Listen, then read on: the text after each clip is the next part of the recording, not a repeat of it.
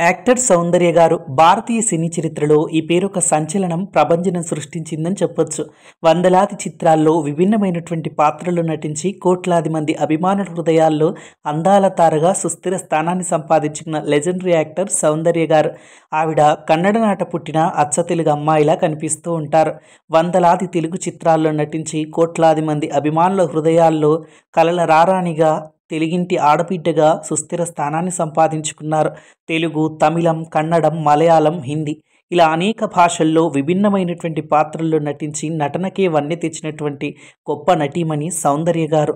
తెలుగునాట ఆవిడను మరో సావిత్రిగా తెలుగు ప్రజలు అత్యంత ప్రేమగా చూసుకుంటారు. ఆవిడకు భగవంతుడు చేసినటువంటి ద్రోహం ఏంటో తెలుసా? చిన్న వయసులోనే ఆవిడ్ని తీసుకెళ్లటం. భారతీయ సినీ చరిత్రలో తనకంటూ ఒక ప్రత్యేక స్థానాన్ని సంపాదించుకున్న సౌందర్య గారు మనకు దూరమై చాలా రోజులవుతున్నా ఇప్పటికీ మన కళ్ళ ముందున్నట్లే మనకు అనిపిస్తూ ఉంటుంది.